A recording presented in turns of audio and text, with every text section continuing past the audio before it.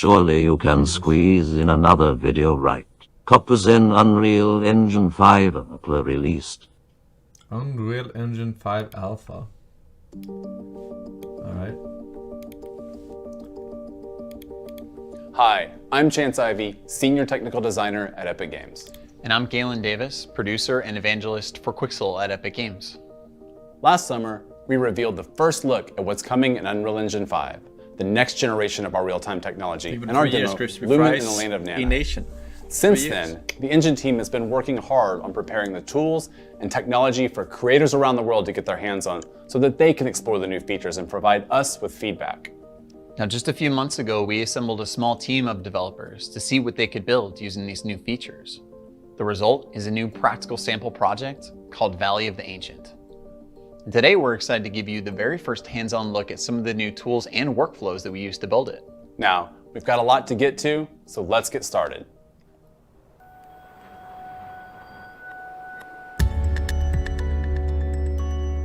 When setting out to make our demo, we wanted to push the boundaries of what's possible with UE5 today, while targeting next-gen hardware specifications.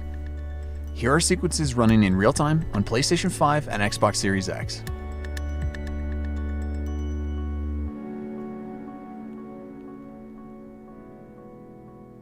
Okay, welcome to the brand new UI in Unreal Engine 5.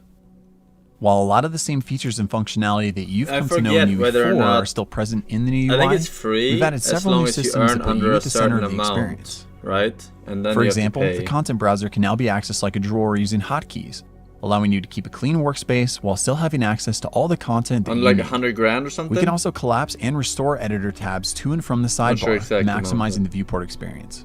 And you're going to see a lot more of the UI as we get further into this presentation, but we can't wait for you to get your hands on it. Now, one of the main features of Unreal Engine 5 is Nanite, our virtualized micropolygon geometry system that frees artists to create as much geometric detail as the eye can see. Virtualized geometry supports orders of magnitude more triangles without compromising speed, and replaces the traditional system of mesh LODs, handling all detail transitions seamlessly without any additional setup. In other words, Nanite lets the artist create while the engine does the work. Switching to this Nanite visualization, you can see individual triangles rendered out as different colors here in the viewport. And because the geometry is now virtualized, you can feel free to place assets like these all throughout your scene to fill out a massive player space. Using this debug view, you can see individual instances represented by different colors from swatch to swatch. Each instance in this environment contains around 1 to 2 million triangles, providing enough detail for the camera to roam with complete creative freedom. Now, UE5's new anti-aliasing solution, Temporal Super Resolution, keeps up with all this new geometric detail to create sharper, more stable images than before, with quality approaching true native 4K at the cost of 1080p. While highly detailed assets are great on their own, high-quality lighting that realistically reacts to your scene is what opens the door to more dynamic worlds and immersive gameplay. Lumen is our fully dynamic, real-time global illumination solution that immediately reacts to scene and light change, making for more believable experiences. And the GI hooks in directly with our time of day settings, allowing for true physically based setups for photorealistic environments. The Megascans library has meticulously calibrated physically based surfaces and objects in the thousands of assets as of today. And the assets that we're highlighting here show just how powerful it is to have Nanite and Lumen working in tandem. Also, thanks to the new Sky Atmosphere system, it is incredibly simple to quickly simulate realistic time of day, carefully art-direct volumetric clouds, and make modifications to things like atmospherics, sun position, and fog. And for this example, we wanted a fully dynamic scene, no light baking, and realistic interpolation between the different times of day. Of course, when in development, having access to high-quality content that's easy to use helps you iterate quickly and saves lots of time that can be better spent elsewhere on your project. With Quixel now being a part of the Epic Games family, we've made the full Megascans library free and open for all Unreal Engine users. Bridge, our online browser for Megascans assets, has historically functioned as a standalone application for quickly exporting assets in bulk directly into the engine, albeit separate from Unreal. Today, we're happy to announce that Bridge is now natively integrated directly into the engine UI. Now you can simply drag and drop assets directly into your scene for a more intuitive and connected experience. And simply logging in with your Epic ID gives you immediate access to thousands of assets to use for free in your Unreal Engine projects. We are constantly looking to enhance the value of the Megascans library. And today we're excited to announce that we're adding a brand new asset type called Mega Assemblies. Mega Assemblies are the natural next step for us in removing even more barriers for artists in crafting their worlds. Mega Assemblies. By combining existing assets from the Megascans library, our artists are pre-assembling elements that can be quickly accessed and leveraged to populate your scenes. Using the Moab set, let's add an assembly to our scene. And just like that, we were able to quickly change the composition of this area in our map. With UE5, we are reimagining what collaboration looks like for teams and projects of all sizes. A common challenge when collaborating on large worlds is deciding how to structure map content so that everyone on the team can easily work without asset contention, while also avoiding painful merge conflicts. A new system called World Partition makes traditional world-building workflows obsolete by changing the way that we think about map files.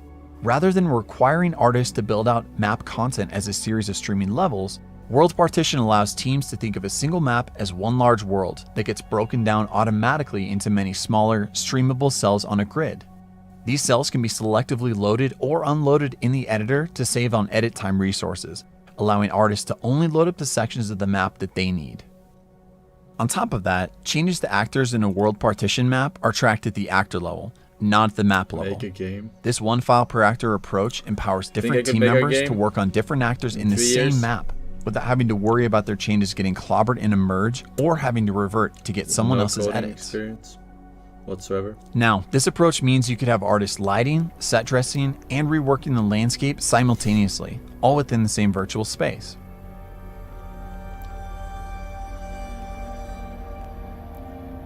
We can help. Managing this much content at runtime typically requires a ton of thought about how to stream relevant content in and out to stay inside performance budgets. Fortunately, World Partition handles that as well.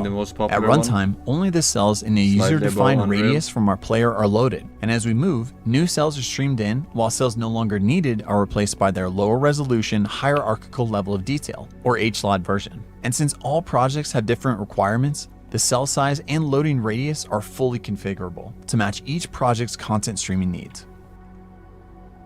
Another feature that comes along with World Partition is data layers. Buy it on Steam. Data layers are a way to categorize map assets and collectively enable or disable them when you want to alter the state of the world. Working in data layers, a separate group of artists was able to assemble a mythical reimagination of the environment with more interactive elements for our demo. At runtime, we can swap between these two modes, streaming thousands of actors in and out, and enter into the dark world. Let's see this in action as we go back to Chance.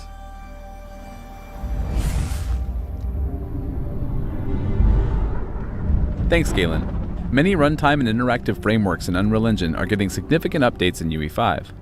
One thing we've added for animation is an experimental new full-body IK solver, which is designed to give you better results with less work. Here, you can see it in action as the rig for our player character, Echo, corrects itself to adjust for variations on the ground below her. It's deterministic, reliable, and around 10 times faster than before. To build and maintain more scalable gameplay systems, we've also added a new framework called Game Feature Plugins that will allow you to build and ship game content in a more modular way. With Game Feature Plugins, numerous core gameplay features can be built in parallel with better encapsulation and finer content organization. Game Feature Plugins allow developers to add activation instructions to extend base game functionality, register new input actions for players, and interface with other frameworks such as animation. I'm skeptical though. When we shifted into the dark world, we also activated a new game feature to give Echo a brand new attack ability. All of the assets and logic needed for the ability, including new animations, input controls, blueprint code, VFX, and audio, are contained inside this plugin. And core game classes have no idea that these assets exist until we activate it. We've also added a feature called Animation Motion Warping, which allows you to manipulate root motion animations to adapt them to the world. Echo's vault animation was authored to the specific dimensions of this rubble. Leveraging motion warping, we were able to add notify states in the vault animation asset that can react to transform data passed in via blueprints. This allowed us to reuse the same animation to vault over other assets of different dimensions, like these pieces of debris, by sending information about their size into the motion warping system. Before triggering the vaulting animation, a blueprint script determines her rotation, how high up she jumps, how far she needs to move to get to the other side, and where her feet should land. Motion warping then adapts the root motion of the vault animation to match this data. Also, for the Rift Interact animation, we used motion warping to place Echo in the perfect position in order to ensure her hand would always touch the rift. So on the topic of animation, Unreal Engine 5 also includes our in-editor rigging tool. But I don't really know anything about engine to begin with.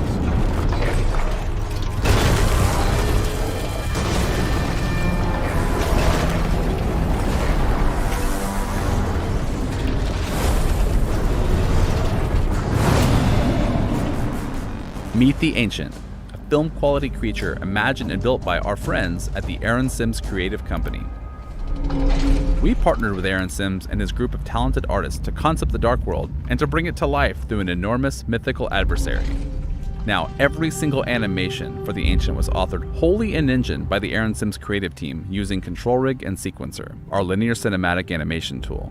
Also, just to push the boundaries a bit, they even built it out of a collection of nanite meshes totaling over 50 million triangles attached directly to the skeleton.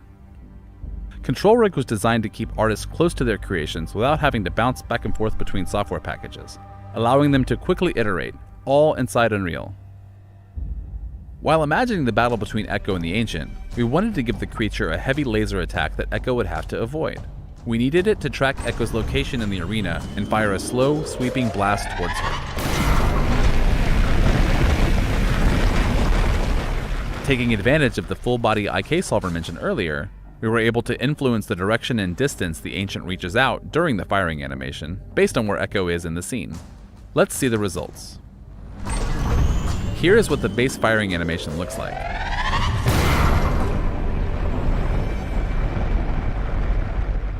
And here it is again, with the full-body IK post-process layers enabled, and our info about Echo passed into Control Rig. With full-body IK and Control Rig, designers and artists can now author fully dynamic animations that react to gameplay without having to build complex animation state machines composed of numerous animation assets. In Unreal Engine 5, we've completely overhauled the audio engine, centered around meta sounds, a new asset type used for every sound effect in our demo. Meta sounds bring the power and flexibility found in material editors to audio creation, providing fine control for authoring procedural game audio. With full audio synthesis capabilities and a rich audio function library, meta sounds give unprecedented control over sound effects and runtime applications. Looks cool. But yeah, you don't really have to go that far with physics and shit, you know. You just have to have a good idea and you can do a simple fucking side scroller or whatever, right? Like fucking pixel art or whatever. You just have to have a interesting idea. Alright, done. Last link. Isn't or wasn't Nanny working on a game FeelsOkayMan? Also in regards to not enough creative people, the scans thing they showed is optional. You can make as many custom things as you want as before. It's just a helpful bonus, okay? Yeah. I'm not saying it's bad to upgrade the engine if you have more things you can do with the engine. But what I was trying to say is that, like, I'm not like, oh, now there's gonna be good games because look at what you can do in this new engine. It's not really how it works. What's the point I was trying to get across, you know? It's not the deciding factor.